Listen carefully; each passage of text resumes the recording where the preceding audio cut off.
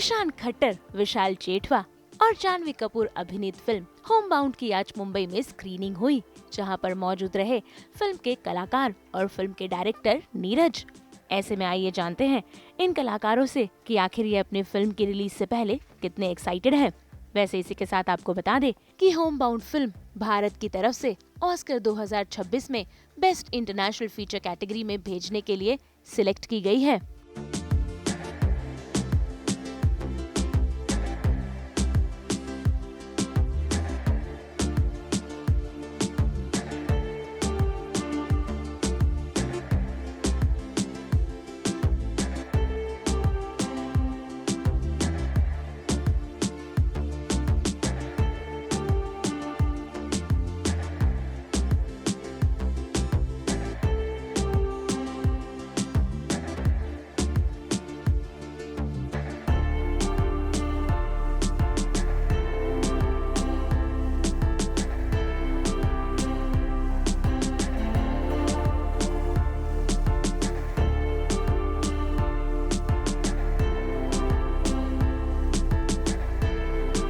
Honestly speaking, no, first about the Oscar.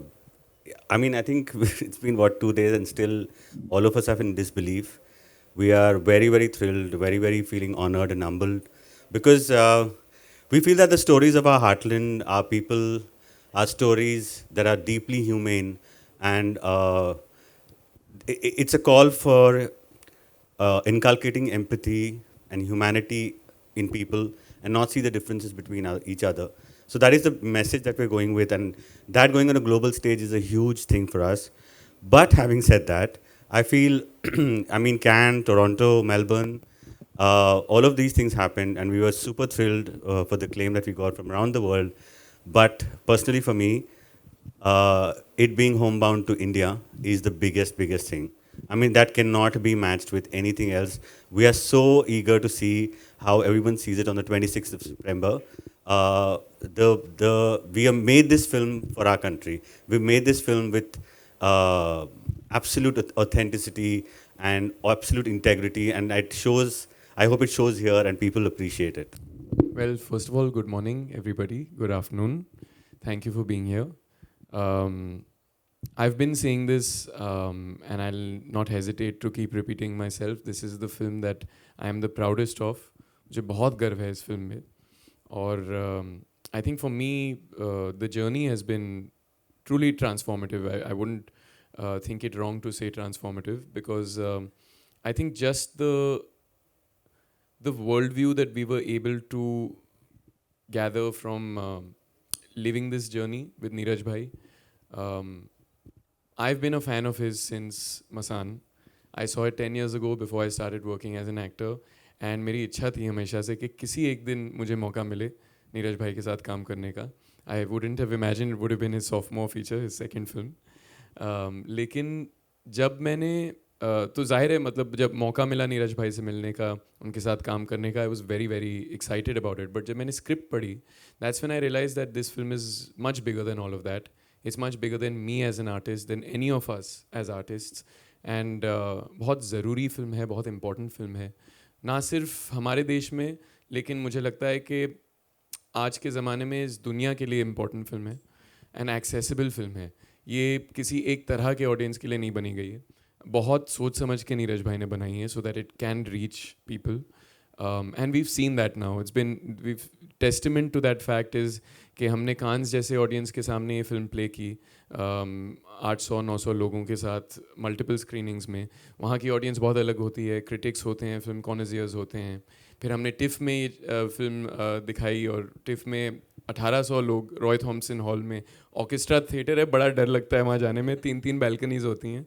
लेकिन जिस तरह का रिसेप्शन हमें टिफ़ में मिला, जो बहुत ही अलग ऑडियंस है, मतलब हमें तो लगा गेटी गैलेक्सी में चले गए. हम चिल्ला चिल्ला के प्यार से हमें तालियों से स्वागत हुआ, लेकिन फिर भी वही रिएक्शन मिला. और 2 दिन पहले हमारी पहली स्क्रीनिंग हुई थी और कई सारे दिग्गज कलाकार जिनकी बहुत इज्जत करते हैं हम. नसीर साहब थे, जावेद साहब थे, अपर्णा सेन मैम, कौन who you worked with before, and we got the same unanimous heart warming response. So I think ये बहुत ही स्पेशल फिल्म है, बहुत कम होता है ऐसा।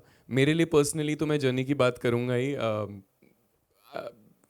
आई don't know where to start, क्योंकि हमने जब शुरुआत की थी प्रेप में, हमने डायलेक्ट वर्क शुरू किया। 2-2.5 महीने 3 महीने हमने वो किया, बिकॉज ज़बान बहुत इंपॉर्टेंट एलिमेंट होती है किसी भी कैरेक्टर का। और आई थिंक हम दोनों ने तो, इन्होंने बहुत तराशा हमको। श्रीधर दुबे भाई जो इस फिल्म में हैं, डायलॉग राइटर हैं, उन्होंने विकास त्रिपाठी का रोल भी किया है। उन्होंने हमारे साथ डायलेक्ट कोचिंग की 2-2.5 महीने। But the best thing we did was we went to Barabanki together, और हमने कई दिन गांव में बिताए साथ में। हम लोगों से मिलते थे, उनके जद्दोजहद के बारे में पूछते थे, उनके ज़िंदगी के बारे में, किस चीज़ से उन्हें खुशियाँ मिलती हैं, क्या उनके गम हैं। उठे बैठे and just spend time there. लोगों ने हमें उनके घर में खाना खिलाया, you know, which was, it's an experience that goes beyond a film. And when we came back, हम एकजुट हो गए थे एकदम। हमारी दोस्ती भी ज़्यादा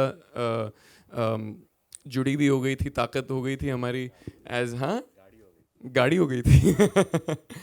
लेकिन कुछ अजीब सा स्पिरिचुअल एक्सपीरियंस रहा है इस फिल्म पे, और आई थिंक हम सब बहुत ही इमोशनली अटैच्ड हैं इस फिल्म से। और इस फिल्म का जो शूट का एक्सपीरियंस रहा, वो मेरे लिए सबसे स्पेशल रहा है अब तक मेरे करियर में। I don't think I have worked with a director more deeply caring and thoughtful as Neeraj Ghaywan. And मैं अगर इस फिल्म में ना भी होता तो मैं आप सबसे दरख्वास्त करता, प्लीज़ 26 सितंबर को जाके थिएटर्स में देखिए, because I think it's a very special film and I am very proud of this film. मैं और ज़्यादा वक्त नहीं लूँगा, but that's all I want say. आज नवरात्रि का पहला दिन है, तो सभी लोगों को जय माता दी। और इससे बेहतर दिन नहीं हो सकता था आई थिंक हमारा काम शुरू करने के लिए, प्रीमियर के लिए।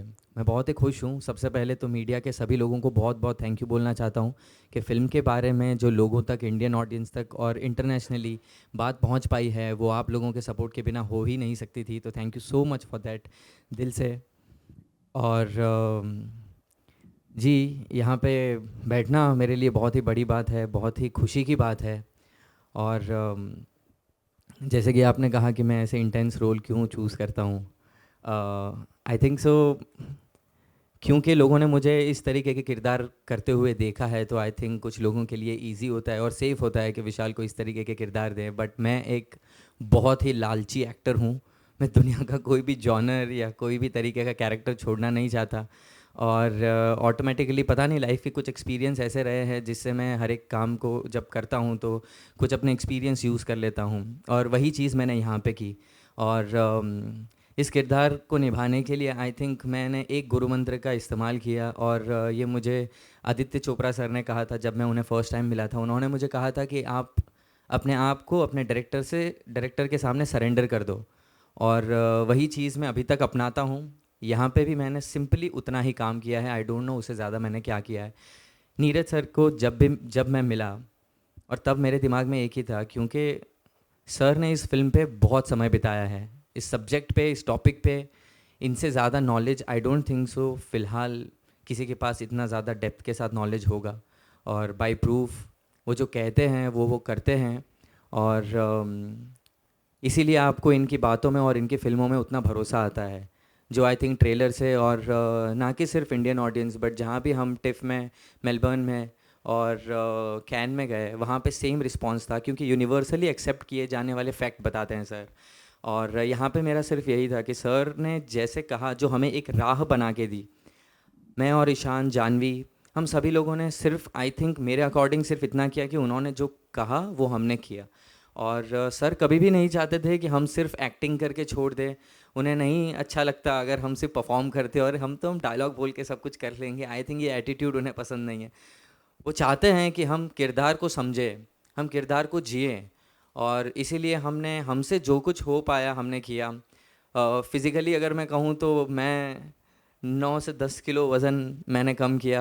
ईशान ने 5-6 किलो वज़न कम किया है। 10 ही किया था। 10 किया था, हाँ। मैंने सोचा ज़्यादा क्रेडिट मैं ले बस लेता फर्क इतना है कि 10 किलो कम करने के बाद जहाँ इसने शुरुआत की थी वहाँ मेरा ख़त्म हुआ। मैंने सोचा थोड़ी ज़्यादा क्रेडिट ले लूँगा अपनी, बट ये बॉडी के लिए नहीं था, ये इसके लिए था कि ये लोग मसल लूज करें, जो जिम बॉडी वो लूज करें, ताकि ये लोग लगे कि ये गांव में रहते हैं वैसे वगैरह। जी आप लोग ये ना सोचे कि इन लोगों को बीफ अप किया है।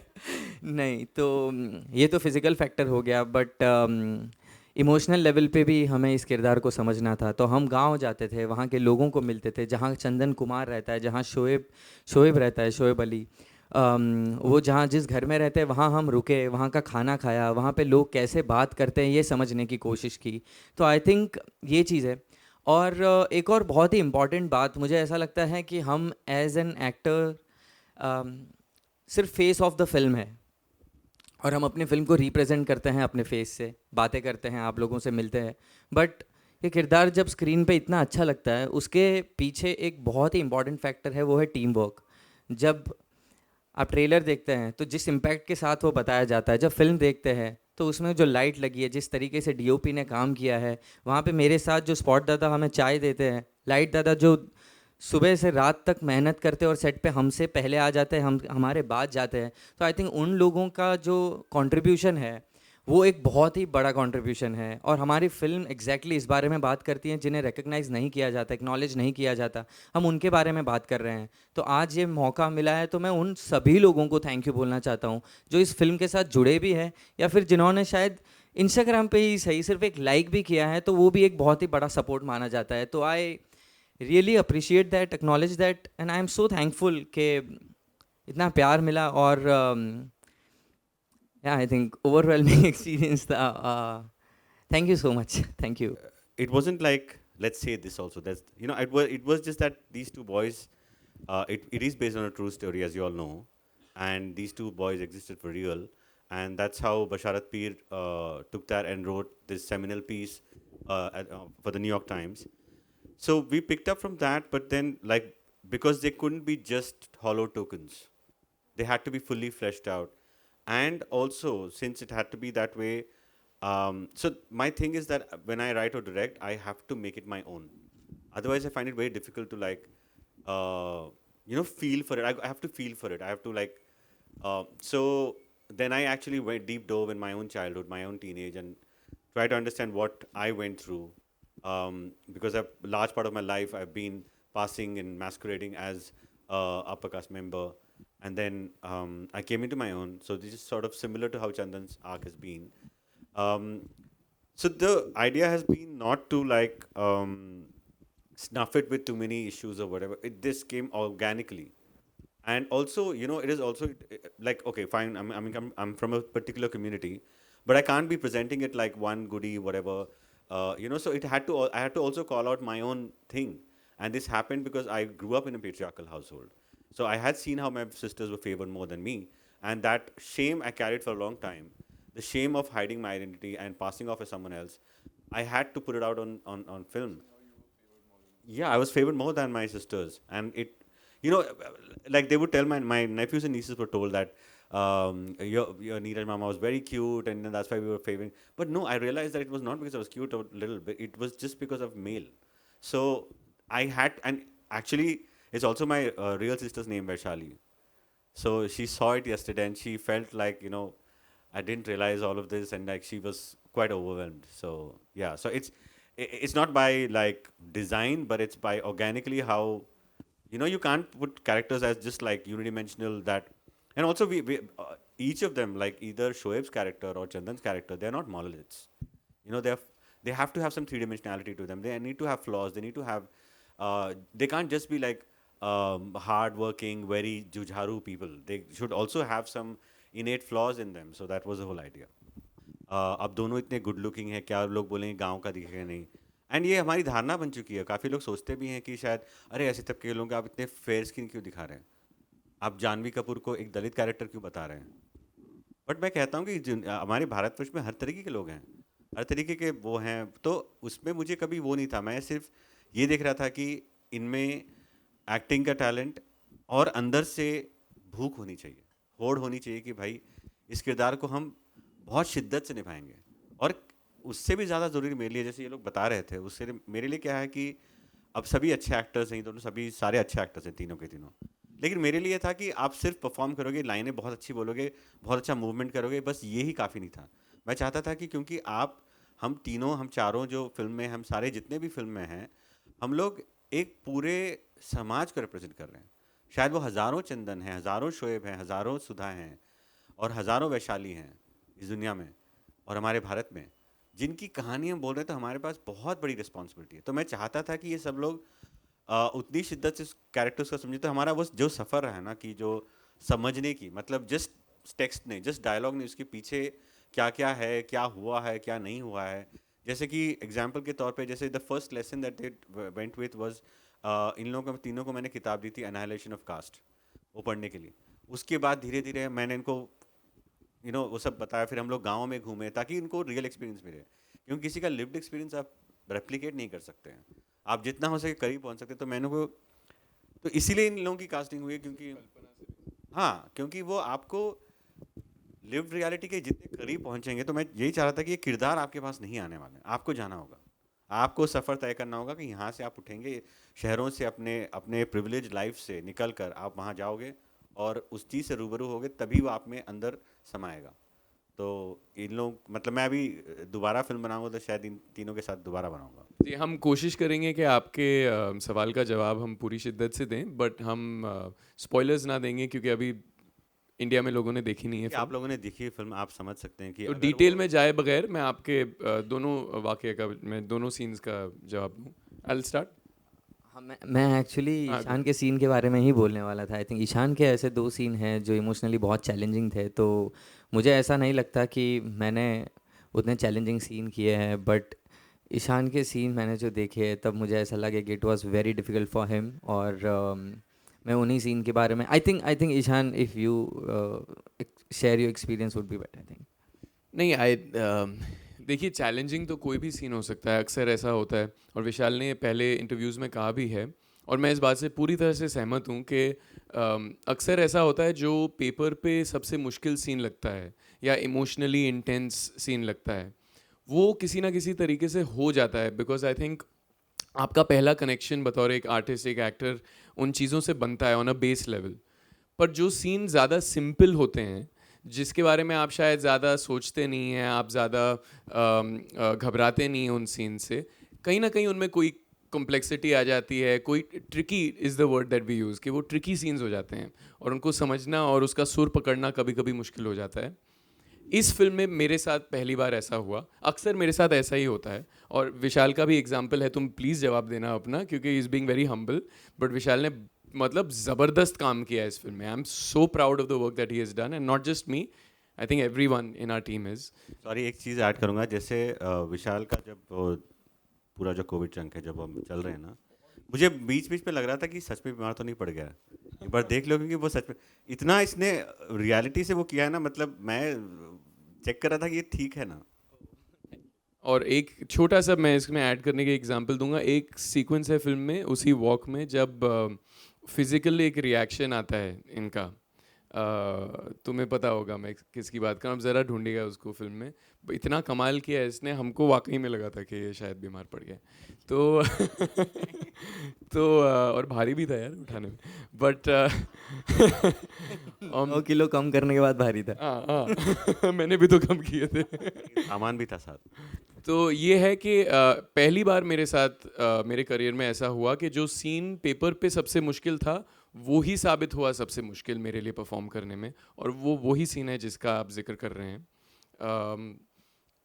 आई थिंक कि एक तरह से देखा जाए तो पूरी फिल्म उस पर कहीं ना कहीं हिंज कर रही थी। फिल्म का जो वज़न था उस सीन पे बहुत भारी था, और चूँकि वो सीन असली आर्टिकल से लिया गया है और बेस्ड इन रियलिटी है, तो एक जिम्मेदारी और भी बढ़ जाती है कि हम उसको पूरी ईमानदारी से परफॉर्म करें और मैनिपुलेट बिल्कुल भी ना करें। तो वो था बहुत मुश्किल सीन परफॉर्म करने में, और उसकी कहानियाँ भी कई सारी हैं जो आई थिंक पोस्ट रिलीज़ हम शेयर करेंगे। लेकिन आई थिंक नीरज भाई ऐसे डायरेक्टर हैं जो कभी हिचकिचाते नहीं हैं, कभी हेजिटेट नहीं करते स्टेक्स आपके बढ़ाने में।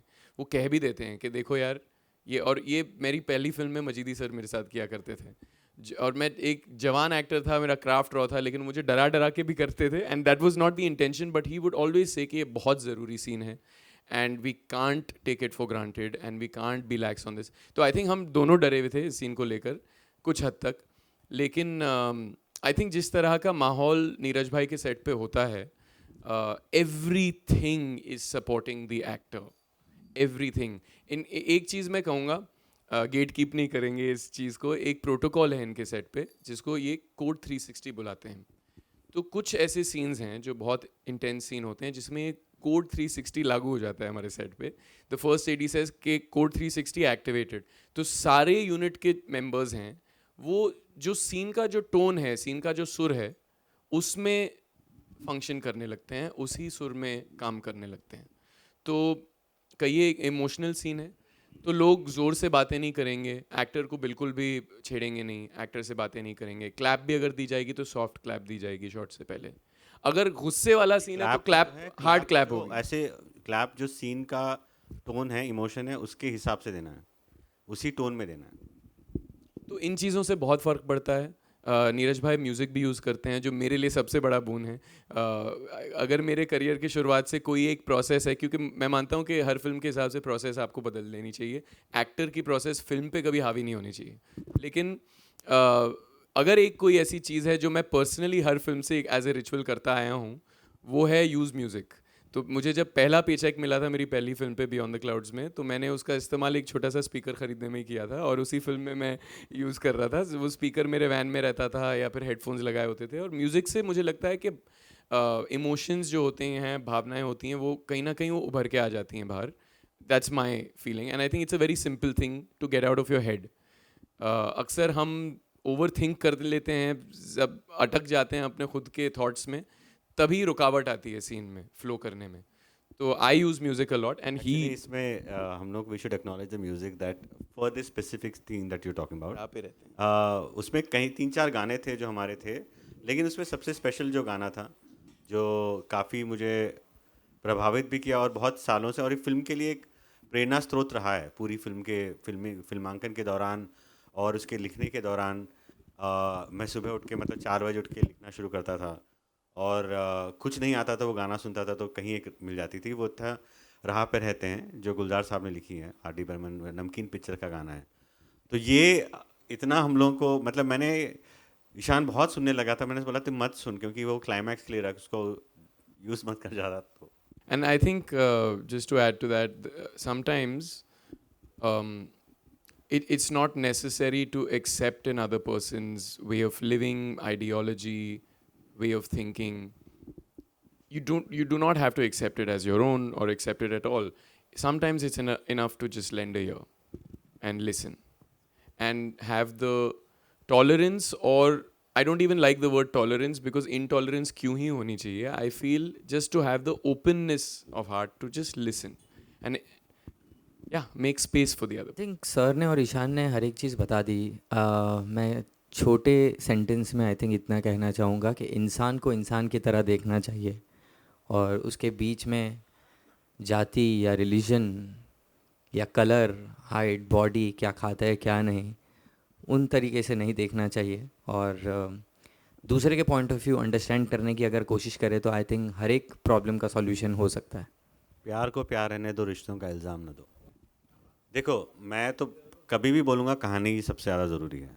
ठीक है, स्टार्स लेके आते हैं। देखिए, ये एक दो मुहा जवाब भी हो सकता है, क्योंकि ऐसा नहीं है कि देखिए आपके पास कहानी है, लेकिन अब जैसे मैं चाहता हूँ कि ये कहानी है, पोटेंट है, राइट, लेकिन मैं चाहता था कि ये मशहूर कलाकार जैसे ईशान है, विशाल है, जानवी हैं, अगर ये किरदार निभाते हैं, क्योंकि ये टैलेंटेड भी हैं और नोन भी हैं, इससे होता क्या है कि guys what is going on please. So इससे होता क्या है ना कि अब मैं फिल्म जो बनाया, ये होगा कि मैं कैन जाऊंगा, टोरंटो जाऊंगा तो लोग ताली मारेंगे, ख़त्म। लेकिन अगर मैं चाहता हूं कि ये फिल्म उन तक पहुंचे जिनके बारे में ये फिल्म है, मुझे इनका सहयोग लगेगा और वो बहुत काम आएगा, तो मैं क्यों ना लूँ, मैं उसमें वो मानता हूँ। लेकिन having said all this, I feel जैसे वरुण ग्रोवर ने एक फिल्म में लाइन लिखी है, कहानी फिल्म का बाप होता है। आप सब में से जिसने भी फिल्म देखी है या जो भी देखने वाले हैं, अगर आपको पसंद आए तो प्लीज़ हमारा सहयोग करिए इस फिल्म के बारे में अवेयरनेस स्प्रेड करने में। ऐसी फिल्में बहुत कम बनती हैं। मैं तो 7-8 साल अपने करियर में मैं प्यासा भूखा इंतज़ार कर रहा था कि कोई ऐसा किरदार मिले, कोई ऐसी कहानी मिले, लेकिन सर खुद 10 साल रुके हैं। And I just want to add to the question that you asked about sir, ये ऐसी फिल्में इसलिए बनाते हैं because he walks the talk. वो जो प्रैक्टिस करते हैं वो जो प्रीच करते हैं वो प्रैक्टिस करते हैं, वाकई में बहुत ही जेन्युइन इंसान हैं। ऐसे बहुत कम लोग होते हैं दुनिया में, ना सिर्फ फिल्म इंडस्ट्री में। तो ये सारी जो फीलिंग्स हैं जो वो ऑडियंस में लाना चाहते थे, सबसे पहले he is been through them, you know, and we seen that very closely. तो ये बहुत ही फेल्ट फिल्म है, बहुत ही दिल से आई है, और हमारी but you know that intention doesn't always translate, and for that you need an excellent filmmaker, and I think Neeraj भाई कमाल के डायरेक्टर हैं, लेकिन उससे भी बढ़कर फिल्म मेकर हैं, और फिल्म इनकी दूसरी आ रही है 10 सालों बाद। तो प्लीज़ हमारी मदद कीजिए in spreading the word. Homebound 26 सितंबर को आ रही है सिनेमा घरों में, please. Sorry, I am also add some really important thing. देखिए, ये मतलब मैं अभी डायरेक्टर की पदवी से बाहर निकल के मैं एक बार इस फिल्म को देखना चाहूँगा, तो मैं बोलूँगा कि आप सबने फिल्म देखी है और आप सब पत्रकार हैं। मैं भी किसी ज़माने में पत्रकार था, तो मैं पत्रकार की इंटेग्रिटी को समझता हूँ और आपकी फ्रीडम को मैं समझता हूँ। लेकिन मेरी ये गुजारिश है कि आप लिखें, बखूबी लिखें, बहुत प्रमोट करें हमारे लिए बहुत अच्छी बात है। लेकिन जो लास्ट का जो सीन है वो मेरे अगेन मैं कह रहा हूँ कि मैं डायरेक्टर से बाहर निकल के बोल रहा हूँ कि शायद प्रॉब्ली लास्ट कुछ decades में, I would say I have seen such a performance come out from an actor with the climax scene that is done. And you know, अगर आप स्पॉइलर दे देते हैं कि उसमें होता क्या है, you know, आप लोगों को जो एक्सपीरियंस हुआ है शायद उन लोगों को ना मिले, तो you'll rob them off of that experience. So I would request to not talk about that thing. You can definitely talk about their performance for that scene, but not what happens in it. Thank you.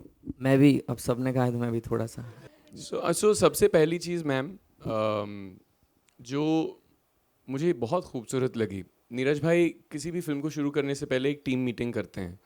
तो हमारे film के जो पहले 3 दिन थे उसमें ज़्यादातर मेरे जो ऑफिस के सीन्स थे वो थे, तो मैं थोड़ा जल्दी पहुंच गया था वहाँ पर, तो मैं बैठा उस टीम मीटिंग में, और जिस तरह की चीज़ें उन्होंने अपनी टीम के साथ शेयर की कि इस तरह से हम काम करेंगे दोस्तों। सबसे पहली चीज़ तो ये, किसी को भी अपने से नीचा नहीं समझते। There is genuinely no hierarchy on his set. Hierarchy सबसे पहले तोड़ते हैं वो। कोई बड़ा नहीं है, कोई छोटा नहीं है, कोई स्पॉट दादा नहीं है, कोई लाइट दादा नहीं है। आप प्लीज़ उनको नाम से पुकारिए। Everybody is an equal contributor to the film. अगर किसी के पास किसी चीज़ के बारे में कोई ख्याल हो तो वो बेझिझक जाके इनसे पूछ सकता है, मैंने देखा है खुद। और अगर कोई अपने हेजिटेशन से नहीं पूछ रहा तो वो उनको खींच के बाहर लाते हैं कि यार रिजवान बेटा इधर आना। कोई प्रोडक्शन असिस्टेंट हो, अगर कोई आर्ट असिस्टेंट हो, तो क्या लगता है यार इसके बारे में ऐसा बताना। वो उनको सबसे ज़्यादा समझ है उनको क्या फिल्म बनानी है, लेकिन वो सुनते सबके हैं। And that's a very rare quality. I don't see that. That's why I say practice what you preach, you know. I see him do that. Everybody is humanized on his set. वो हमारे set पे we had a consent about, firstly it was about, it has to be a more than 50% women crew, and they can't be just token crews, they have to be HODs. That has what I've followed for many years. मैं जो भी काम किया हूँ उसमें it is a clear mandate to have that. It is a mandate to prefer people who are mostly ignored. It could be Dalit, Muslim, LGBTQI. So I try to prefer people who are equally talented who come on board. And also, जैसे ये standard diktat था, everybody, that you have to address each other with name. You cannot address them as spot dada, setting, lighting, वो नहीं होगा, tailor नहीं बोला जाएगा। और उनको आपस में, like if you say, then you'll have to, crew को बोला गया था कि आप पूरे practice करो। आप नहीं बोल, अगर बोलेंगे तो this is not done. And of course safety is primordial. लेकिन ये जो इंक्लूसिविटी की आप बात कर रही हैं, जो पूछ रही हैं मैम, अब वो हम वो सीना फाड़ के दिखा तो नहीं सकते आप। For me, I think the biggest change has been social awareness, because I feel कि it's not enough just to have good intentions. I think अगर आप इस समाज का हिस्सा हैं और अगर आप प्रिविलेज्ड हैं कि आप किसी ना किसी तरीके से इन्फ्लुएंस कर सकते हैं, तो आपकी जिम्मेदारी बनती है कि आप सोशली अवेयर रहें। And I have learn that so much from Neeraj भाई। वो अपने माध्यम का इस्तेमाल सिर्फ एंटरटेनमेंट के लिए बिल्कुल कर सकते हैं, बट वो नहीं करते हैं। वो इस तरह के इंसान हैं, if he saying something in his film, you can be sure of it कि उन्होंने in outside of the film भी कॉन्ट्रीब्यूट किया है इन चीज़ों को। And I think that's a very beautiful thing. मेरे पहली फिल्म के डायरेक्टर ने मुझसे सबसे पहली चीज़, मुझे एक गुरु मंत्र मुझे मजीदी सर ने दिया था कि मैं जानता हूँ कि तुम अच्छे एक्टर बनना चाहते हो, अच्छे आर्टिस्ट बनना चाहते हो, सबसे पहले बंदे बन जाओ, सबसे पहले अच्छे इंसान बन जाओ, जो भी तुम चाहते हो वहाँ से आएगा. So it was reassuring for me, it pushed me in that direction again, that you do not have to be a megalomaniac to be able to do this job and be in this industry and be successful. So I'm very proud of this film and the journey of this film, ma'am, and I'll try and be more aware as I go forward. तो बहुत कम ऐसी फिल्में होती है जो करने के बाद, जिसका किरदार निभाने के बाद आपके अंदर एक चेंज आता है. वैसे तो हर एक किरदार आपके अंदर कुछ ना कुछ बदलाव लाता है, कुछ आपसे लेता है और कुछ आपको देता है. बट इस फिल्म में हम एक बहुत ही इम्पॉर्टेंट मुद्दे पर बात करते हैं जो कि मुझे बहुत ही यूनिवर्सल लगता है. हर एक लोग अपने अपने मायने में, अपने अपने एक्सपीरियंस से किसी ना किसी तरीके से खुद को एक्सेप्ट नहीं कर पाते हैं, खुद की आइडेंटिटी को एक्सेप्ट नहीं कर पाते. तो इस फिल्म से मैं अपने आप को ज़्यादा एक्सेप्ट कर पाया हूँ और ये बदलाव मेरे अंदर नीरज सर ने लाया है. एक मुश्किल से बहुत सारे लोग गुज़रते हैं, स्पेशली इंडिया में, जिन्हें इंग्लिश बोलना बहुत अच्छे से नहीं आता, और सभी लोगों के सामने जब ऐसे स्पॉट पे आ जाते हैं जहाँ पे बहुत ही फ्लुएंट तरीके से इंग्लिश में बात की जाती है, तो हम लेफ़्ट आउट फील करते हैं, स्पॉट पे आ जाते हैं और डर लगता है, क्योंकि लोग क्लास से जज कर लेते हैं आपको कि आप इंग्लिश बोलते हो तो आप एक क्लास के लोग हैं, और अगर आप हिंदी में बात करते हो तो फिर आपको उस नज़र से देखा जाता है कि यार ये तो शायद ऐवे ही है. मे बी आप उतने ही टैलेंटेड हो, उतने ही डिज़र्विंग हो, बट आपकी लैंग्वेज के कारण आपको अलग तरीके से जज किया जाता है. और ये जो डर था मेरे अंदर, मुझे कभी भी नहीं पता था कि ये डर कहाँ से आ रहा है, मुझे कौन सा लाइन चूज़ करना चाहिए, मुझे किस राह पे कदम बढ़ानी चाहिए, मुझे नहीं पता था. और इसके पीछे एक ऐसा छुपा हुआ रीज़न था जो मुझे नहीं पता था, वो था एक्सेप्टिंग योरसेल्फ. तो मैंने जब अपने आप को एक्सेप्ट कर लिया कि यस, मैं ऐसा नहीं हूँ, मेरी अपब्रिंगिंग ऐसी नहीं रही है, मेरी लाइफ के एक्सपीरियंस, मेरे मम्मी पापा मुझे उतने अच्छे स्कूल में एजुकेशन नहीं दे पाए हैं, बट वो जो कर पाए हैं वो ये है, और इसी के वजह से मैं आज यहाँ पे बैठा हूँ. तो मुझे नीरज सर ने यही कहा था कि तू यहाँ पे जब है तो तू सिर्फ इसी वजह से है क्योंकि तू जितना है उतना ही है. तो उससे कम होता तो भी शायद यहाँ नहीं होता, और तू इससे ज़्यादा होता तब भी शायद यहाँ नहीं होता. तो अगर मैं बहुत ही क्लासी और बहुत ही कूल डूड तरीके से बिहेव करता तो शायद मैं इस फिल्म का पार्ट नहीं होता, आज हमारी फिल्म ऑस्कर में नहीं गई होती. तो आई थिंक एक्सेप्टिंग योरसेल्फ, तो ये वास्तविकता में तुम जो हो, जो अंदर से हो.